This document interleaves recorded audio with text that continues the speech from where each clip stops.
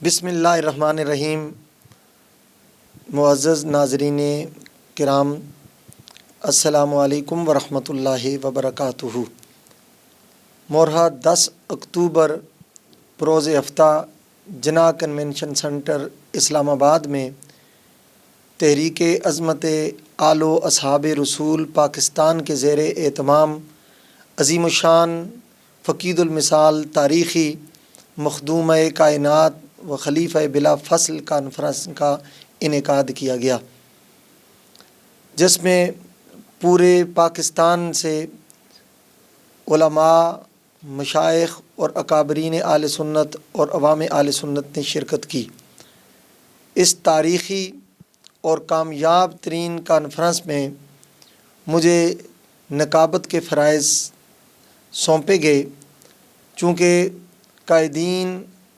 مشائخ، علماء اور خطباء کی تعداد بہت زیادہ تھی۔ اس وجہ سے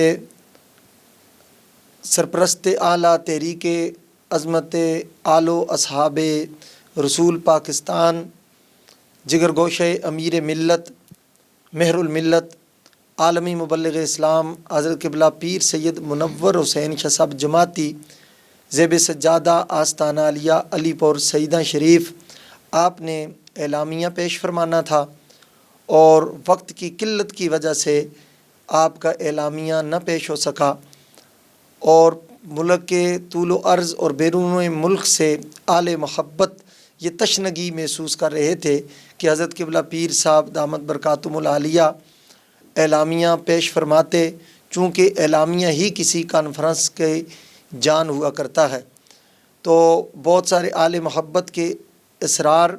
اور خواہش پر میں انتہائی ادب سے عرض گزار ہوں، عالمی مبلغ اسلام حضرت قبلہ پیر سید منور حسین شاہ صاحب جماعتی دامت برکاتہم العالیہ، سرپرست اعلیٰ تحریک عظمت آل و اصحاب رسول پاکستان کی خدمت میں کہ آپ شفقت فرما کر وہ اعلامیہ پیش فرمائیں، تاکہ پوری دنیا میں آل بیت اطہار اور صحابہ کرام کے چاہنے والوں کی تشنگی دور ہو سکے۔ بسم اللہ الرحمن الرحیم، نحمدہ ونصلی ونسلم علی رسولہ الکریم۔ میں سب سے پہلے حق نیوز کی ٹیم کو مبارکباد پیش کرتا ہوں کہ انہوں نے کل عظمت مخدومہ کائنات و خلیفہ بلا فصل امن کانفرنس جو جناح کنونشن سینٹر اسلام آباد میں منعقد ہوئی، اس کی کوریج بھی کی، اور پوری دنیا تک یہ پیغام جو ہے ان کے ذریعے سے پہنچا۔ اور چونکہ کل وقت کی نزاکت کے باعث علماء اور مشائخ بڑی کثیر تعداد میں تھے، اور بہت سے علماء اور مشائخ جو ہیں وہ ابھی اپنے خطابات نہیں کر سکے، تو احباب کے اصرار پر حق نیوز کی ٹیم نے رابطہ کر کے یہ مناسب سمجھا کہ وہ اعلامیہ جو وہاں پیش نہیں ہو سکا وہ ہمارے ذریعے سے پوری دنیا کے احباب اور عوام الناس اور ناظرین تک پہنچ سکے۔ میں یہ سمجھتا ہوں کہ یہ ان کی حضرت سیدہ خاتون جنت جگر پارہ مصطفیٰ صلی اللہ علیہ وآلہ وسلم اور خلیفہ بلا فصل حضرت سیدنا صدیق اکبر رضی اللہ تعالیٰ عنہ کے ساتھ عقیدت کا ایک بین ثبوت ہے۔ ناظرین کرام، میں تمام احباب جو اس کانفرنس میں شریک ہوئے ان کا مشکور و ممنون ہوں، جو ہماری دعوت پر دور و دراز سے بالخصوص مشائخ الزام، علماء کرام تشریف لائے اور اس کانفرنس کی رونق بنے۔ بسم اللہ الرحمن الرحیم۔ میرے نہایت ہی واجب التعظیم مشائخ الزام، علماء کرام، سادات کرام، وارثین محراب و منبر، ناشرین علوم و معرفت، مختلف شعبہ ہے زندگی سے تعلق رکھنے والے برادران دین و ملت، السلام علیکم ورحمۃ اللہ وبرکاتہ۔ لا تعداد درود و سلام اور ان گنت درود و سلام سید عالم ختم المرسلین نور مجسم جان کائنات رحمت للعالمین صلی اللہ علیہ وآلہ وسلم کی ذات اقدس و اطہر پر کہ جن کی غلامی اور محبت کے بغیر کوئی شخص مومن ہونے کا تصور نہیں کر سکتا، اور ان گنت سلام محبت گروہ اخیار اہل بیت اطہار و صحابہ کبار رضوان اللہ تعالی علیہم اجمعین پر کہ جن کی محبت اساس ایمان ہے۔ میں سب سے پہلے اس کامیاب فقید المثال عظیم الشان کانفرنس پر خالق ارض و سماء جل وعلا شانہ کے بے پایاں کرم اور لازوال لطف و عنایات پر تہ دل سے شکر گزار ہوں کہ اس کریم مالک نے اپنے کمزور بندوں پر مہربانی فرما کر اتنے کم وقت میں اتنے زیادہ علماء و مشائخ کے سائے میں ہمیں اکٹھا فرما دیا۔ میں آج کے اس تاریخی اجتماع میں ملک کے طول و عرض اور بیرون ممالک سے شرکت کرنے والے تمام شرکاء کا تحریک عظمت آل و اصحاب رسول صلی اللہ علیہ وآلہ وسلم کی جانب سے تہ دل سے شکر گزار ہوں کہ انہوں نے اپنا قیمتی وقت نکال کر ہماری اس کانفرنس کو رونق بخشی۔ ناظرین و سامعین کرام، سلامتی کا حکم اسلام نے دیا ہے۔ رحمت للعالمین صلی اللہ علیہ وآلہ وسلم نے مسلمانوں کو امن و سلامتی کے لیے باہمی ملاقات کے وقت خندہ پیشانی سے ملنے کا حکم ارشاد فرمایا ہے۔ ہر بلائی صدقہ ہے اور اپنے بھائی سے خندہ پیشانی سے ملاقات کرنا بھی بلائی ہے۔ امن کی تعلیمات نبی پر صلی اللہ علیہ وآلہ وسلم پر نظر کرنے پر یہ بات عیاں ہو جاتی ہے کہ آپ صلی اللہ علیہ وآلہ وسلم جملہ انسانوں کے لیے بالعموم اور اہل اسلام کے لیے بالخصوص باہمی اخوت و محبت کے حوالے سے کئی طریقوں سے مختلف پیرائے میں مسلسل یہ احساس دلاتے رہے کہ اے مسلمان، اے بندہ مومن، تو امن و سلامتی کا پیکر ہے، اخوت و الفت تیری فطرت میں داخل ہے،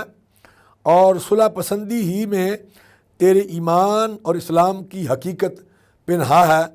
اگر یہ نہ ہو تو تیرے ایمان اور اسلام اور دعوی مسلمانی کی نفی جو ہے وہ لازم ہوگی۔ چنانچہ امام بخاری رحمۃ اللہ علیہ حضرت عبداللہ ابن عمر رضی اللہ تعالیٰ عنہ سے روایت کرتے ہیں کہ حضور نبی کریم صلی اللہ علیہ وسلم ارشاد فرماتے ہیں، مسلمان وہ ہے جس کی زبان اور ہاتھ سے مسلمان محفوظ رہے۔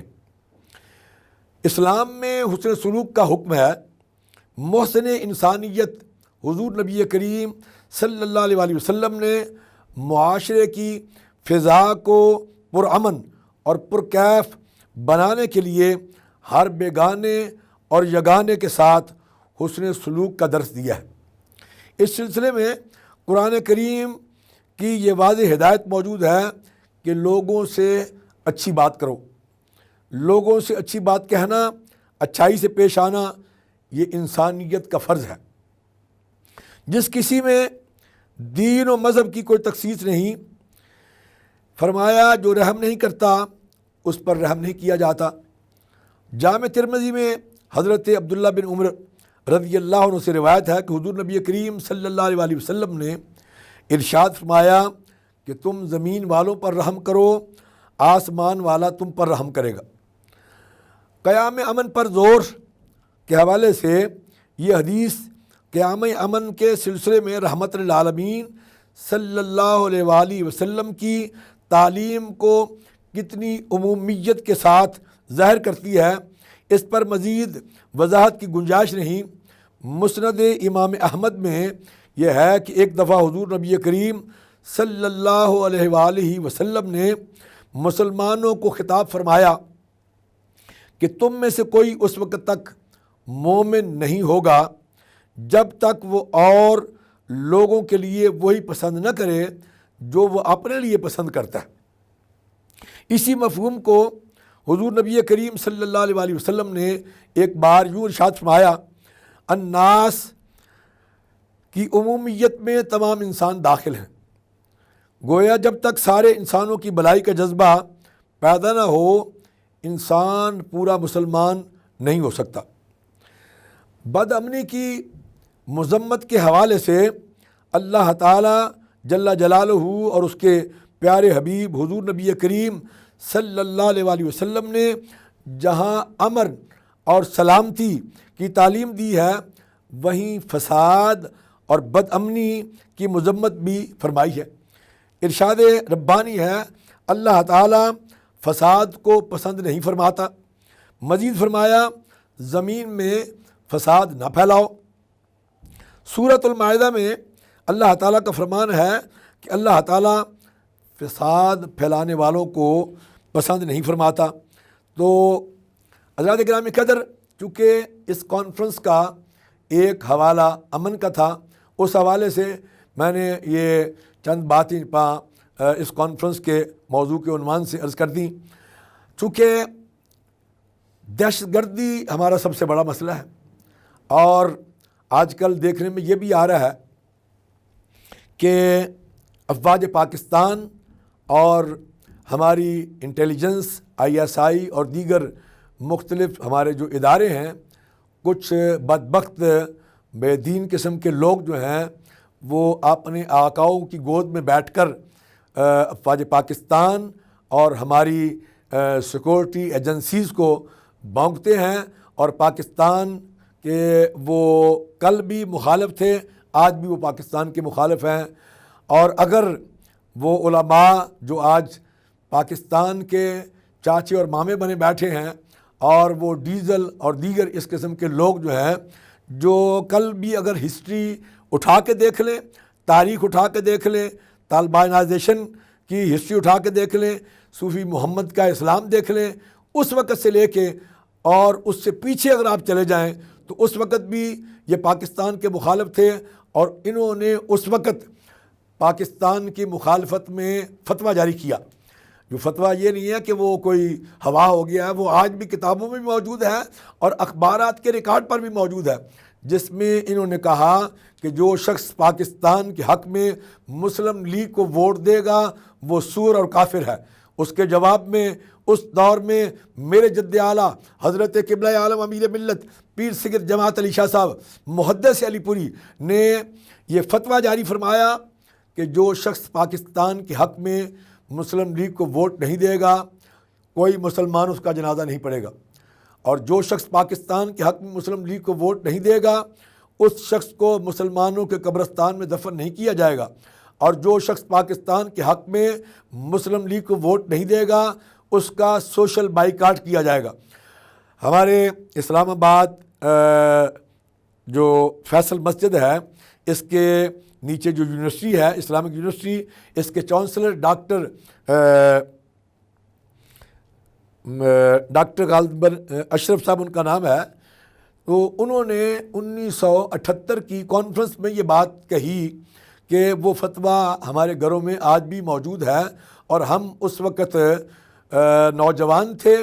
اور کالج کے اسٹوڈنٹ تھے جب امیر ملت کا یہ فتویٰ جو ہے وہ جاری ہوا، اور انہوں نے یہ بات کانفرنس کے موقع پر یہ بتائی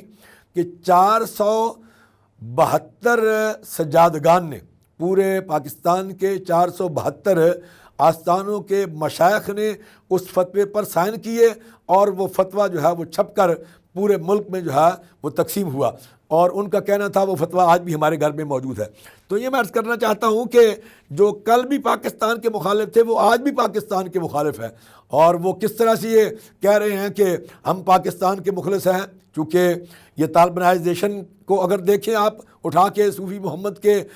اسلام کو دیکھیں تو آپ کو پتہ چلے گا الحمدللہ اس وقت بھی حضرت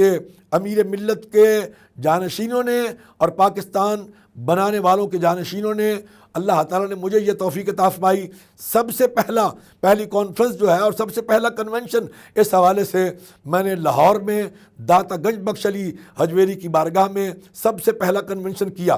اور اس میں اخبارات کا ریکارڈ موجود ہے۔ اخبارات کے ریکارڈ میں یہ بات موجود ہے کہ 500 مشائخ الزام نے جمع ہو کر وہ فتویٰ جاری کیا اس وقت۔ اس کے بعد پھر حضرت مولانا فضل کریم صاحب جو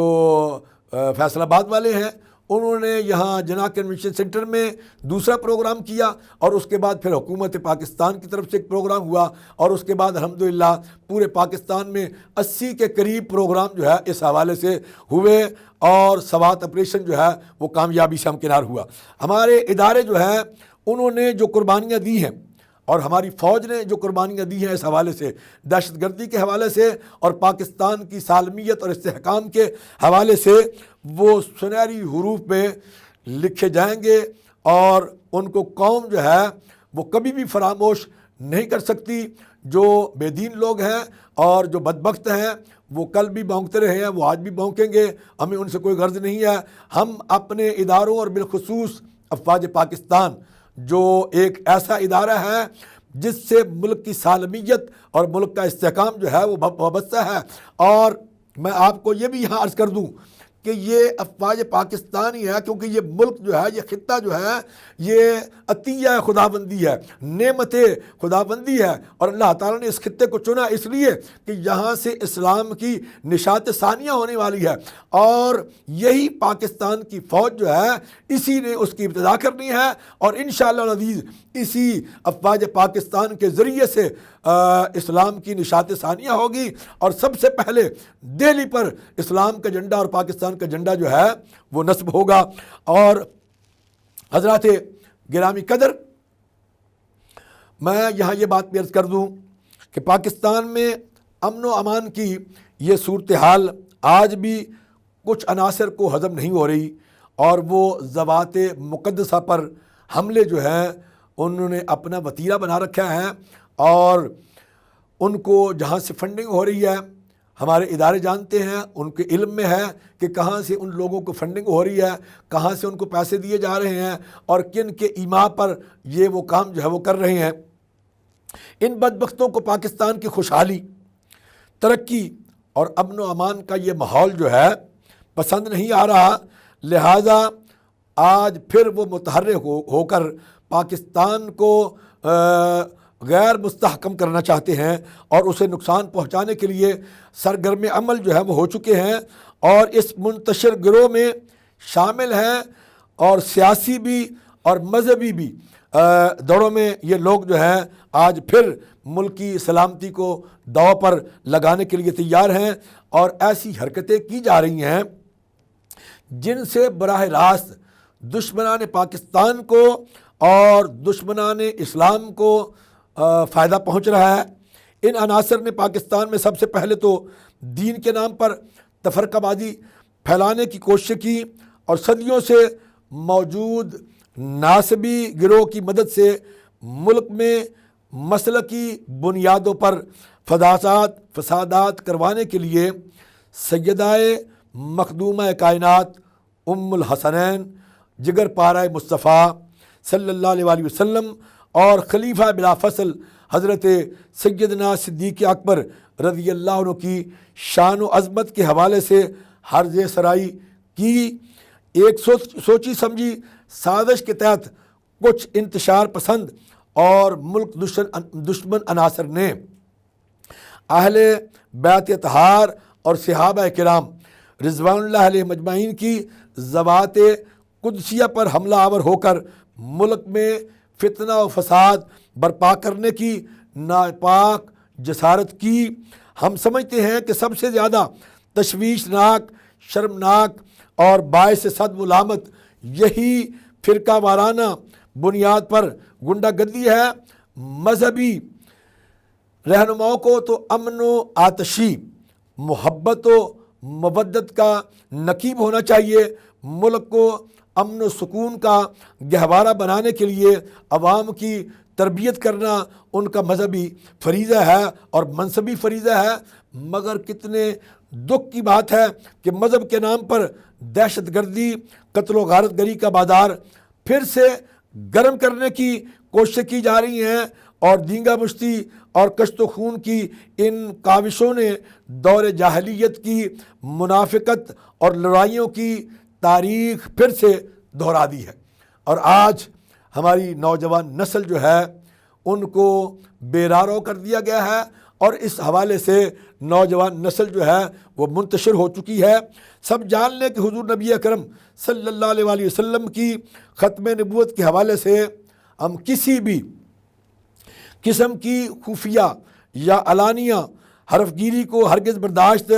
نہیں کریں گے، اور اس حوالے سے جو کوششیں ہو رہی ہیں ہم کبھی بھی نہ پہلے ہم نے کبھی اس پر کمپرومائز کی ہے، نہ آئندہ کبھی کمپرومائز کریں گے۔ الحمدللہ 1974 میں ہماری پارلیمنٹ نے، پاکستان کی پارلیمنٹ نے ان کو، مرزائیوں کو غیر مسلم اقلیت قرار دیا، اور اس پر سب پارلیمنٹ کے احباب جو ہیں وہ متفق تھے۔ اس فیصلے کے بعد انہوں نے باہر کے ملکوں میں اپنے مراکز جو ہے وہ قائم کر لیے، اور وہاں انہوں نے فساد پھیلانے کی کوشش کی، اور پاکستان کو غیر مستحکم کرنے کے لیے ان لوگوں نے بڑی منصوبہ بندی کے تحت اور پلاننگ کے تحت کام جو ہے وہ شروع کر دیا۔ الحمدللہ ہم نے ان کے سامنے سیسا پلائی ہوئی دیوار کی طرح وہاں بھی ہم ان کے ساتھ سامنے کھڑے ہو گئے، اور ان کی ان سازشوں اور کوششوں کو ہم نے بے نقاب کیا۔ اس سلسلے میں میں یہ عرض کرنا چاہتا ہوں کہ گزشتہ کچھ عرصے سے اسلام دشمن عناصر وطن میں فرقہ واریت کی بنیاد پر فساد کے خواہشمند ہیں، اور افسوس کی بات یہ ہے کہ ایوان اقتدار کی کچھ کالی بھیڑیں ان ملک دشمن عناصر کی پرورش کرتی دکھائی دیتی ہیں، جس کا واضح ثبوت شہر اقتدار میں خلیفہ بلا فصل قاطعی منکرین نبوت سیدنا صدیق اکبر رضی اللہ عنہ کی بے حرمتی اور توہین کا دل خراش حادثہ پیش آیا۔ اس سے قبل سیدہ مخدومہ کائنات فاطمہ الزہرا سلام اللہ علیہا کی توہین اور بنات رسول صلی اللہ علیہ وآلہ وسلم کی توہین کی گئی، ان سب واقعات پر حکومت وقت کی مجرمانہ غفلت جو ہے وہ ایک سوالیہ نشان ہے، اور قوم جو ہے اس سلسلے میں پریشان ہے۔ ہم حکومت اور اداروں پر یہ واضح کر دینا چاہتے ہیں کہ اہل سنت و جماعت اسلامی مقدسات کی توہین اور گستاخی کو ملک دشمنی پر محمول کرتے ہیں۔ ہمارے نزدیک اہل بیت اطہار اور امہات المومنین اور صحابہ کرام رضی اللہ عنہم کی عزت و احترام اور ناموس کا تحفظ شعائر اہل سنت میں داخل ہے۔ ان مقدسات سے عقیدت ہمارے عقائد کی اساس ہے، یہی اساس ہماری امن پسندی کی علامت ہے۔ آیت تطہیر کے مصداق اہل بیت اطہار علیہم الرضوان کی شان میں تنقیص اور صحابہ کرام رضی اللہ عنہ کی شان میں اعلانیہ گستاخی اور بے ادبی کو نظریہ اہل سنت پر براہ راست حملہ تصور کیا جائے گا۔ ہم سمجھتے ہیں کہ تاریخی واقعات کے اظہار کا یہ مطلب ہرگز نہیں کہ ان مقدس ہستیوں کی توہین اور سب و شتم کو فروغ دیا جائے اور وطن عزیز کی سالمیت کو فروخت کر دیا جائے۔ فساد سے بچنے کا اسلام میں حکم ہے۔ یاد رکھیں حضور نبی کریم صلی اللہ علیہ وآلہ وسلم نے اپنے پیغامات میں امن و سلامتی کا باعث بننے والے کاموں کا ہمیں حکم دیا ہے، اور ان امور سے منع فرمایا ہے جو معاشرے میں بد امنی، افراتفری، فساد کا موجب ہو۔ چنانچہ کتب احادیث میں سچائی، دیانت و امانت، عفت و پاک بازی، شرم و حیا، رحم و کرم، عدل و انصاف، عفو و درگزر، حلم و بردباری، تواضع و خاکساری، خوش کلامی، رفق و لطف، ایثار، احسان، اعتدال اور میانہ روی کے فضائل بیان ہوئے ہیں۔ بلا شبہ ان تعلیمات پر عمل پیرا ہونے سے دنیا امن کا گہوارہ بن سکتی ہے۔ معزز ناظرین کرام، ان گمبھیر حالات میں جب کہ قومی، ملی، ملکی اور معاشرتی سطح پر جس زاویے سے بھی نظر ڈالی جائے، ہر پہلو داغ اور ہر گوشہ تاریک سے تاریک دکھائی دے رہا ہے، روشنی، امید اور ہدایت کی کرن صرف اور صرف پیغمبر امن حضور نبی کریم صلی اللہ علیہ وسلم کے نورانی ارشادات سے ہی میسر آ سکتی ہے۔ امن و سکون اور اطمینان کی خیرات صاحب خلق عظیم، محسن انسانیت حضور نبی کریم صلی اللہ علیہ وسلم کے دامان رحمت میں پناہ لینے اور ان کی بارگاہ قدس میں رہنمائی لینے میں ہی مضمر ہے، جنہوں نے اپنی بعثت کا مقصد ہی اخلاق حسنہ کا فروغ قرار دیتے ہوئے ارشاد فرمایا، بعثت لأتمم مکارم الاخلاق۔ ہاں، وہی مصلح اعظم حضور نبی کریم صلی اللہ علیہ وسلم جو بغض، حسد، نفرتوں اور اخلاقی پستیوں کا خاتمہ کر کے بھائی چارے اور محبتوں کی فضا پیدا کرنے کی تلقین فرماتے ہیں، وہ رحمت للعالمین صلی اللہ علیہ وسلم جنہوں نے معاشرے کی فضا کو پرامن بنانے کے لیے ہر بیگانے اور ہر یگانے کے ساتھ حسن سلوک اور مہربانی کا درس دیا۔ اللہ تعالی ہمیں حضور نبی کریم صلی اللہ علیہ وسلم کی سیرت طیبہ پر عمل پیرا ہونے کی توفیق عطا فرمائے، اور حضور صلی اللہ علیہ وسلم کے نالین مبارک کے تقدس سے امت مسلمہ کو اتحاد، یگانگت سے مالا مال فرمائے، اور عالم اسلام بالخصوص پاکستان کو امن و سکون کا گہوارہ بنائے۔ حضرات ناظرین و سامعین کرام، اسلام وہ دین ہے جس کے سائے تلے امن عالم کا خواب حقیقت کے روپ میں نمودار ہو سکتا ہے،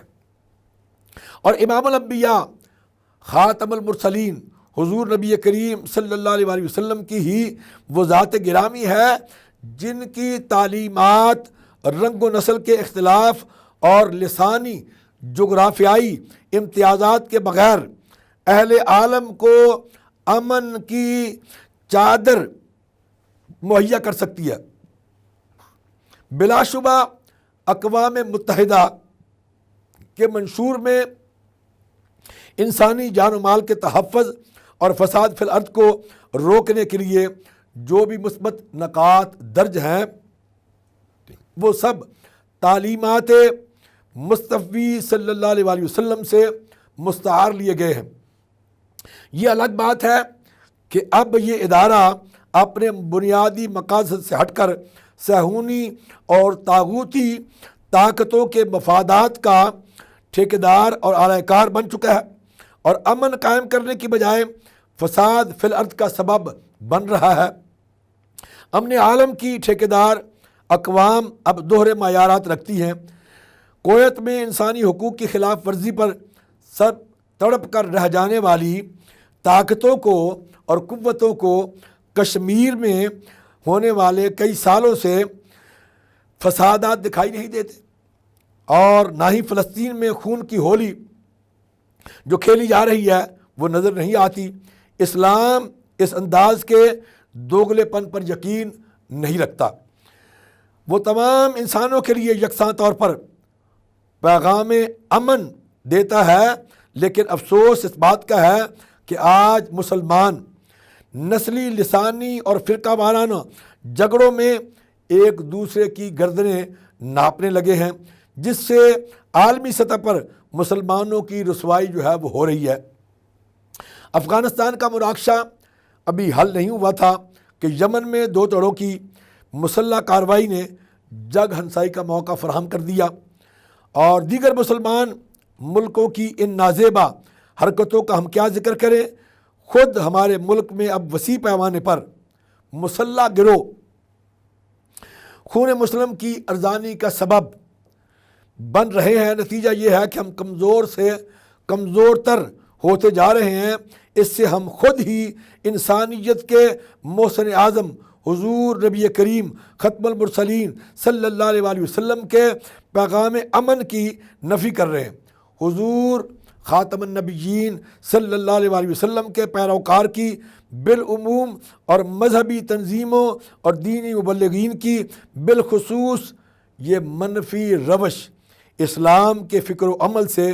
کھلے انحراف اور تصادم کے مترادف ہے۔ اس وقت اپنے ہی ہاتھوں تباہی و بربادی کے اس عمل سے جلد از جلد چھٹکارا پانے کی اولین اجتماعی مقصد قرار دے کر اس کے لیے ٹھوس منصوبہ بندی اور عملی پیش رفت علماء کرام، مشائخ الزام اور حکومت کی مشترکہ ذمہ داری ہے۔ میں حکومت وقت کو کہوں گا کہ جو علماء اور مشائخ کرام جو بانیان پاکستان کے آج بھی اولادے ہیں ان کو اس میں شامل کیا جائے، کیونکہ جو احساس ان کو ہو سکتا ہے وہ ملک کو تباہ کرنے والی قوتوں کو نہیں ہو سکتا۔ اور ان حالات میں میں دشمنان وطن کو بھی تنبیہ کرنا چاہتا ہوں کہ سیاسی اور مذہبی جماعتوں کے قائدین کو چاہیے کہ وہ ہوش کے ناخن لیں اور ملکی تعمیر و ترقی کی راہ میں رکاوٹ نہ بنیں۔ دشمنوں کو خوش کرنے کے لیے افواج پاکستان اور قومی اداروں کو متنازع نہ بنائیں۔ حالات اور رفتار زمانہ کی نزاکت کو وہ ملحوظ خاطر رکھیں۔ باہمی چپکلش اور منافرت ختم کر کے اتحاد و یگانگت کی فضا پیدا کریں اور اپنے اپنے گروندوں کی حفاظت میں خون کی ندیاں بہانے کی بجائے غلبہ اسلام کی بحالی اور دین مصطفی صلی اللہ علیہ وآلہ وسلم کی بالادستی کے لیے عالم کفر کے مقابلے میں اپنی اجتماعی قوتیں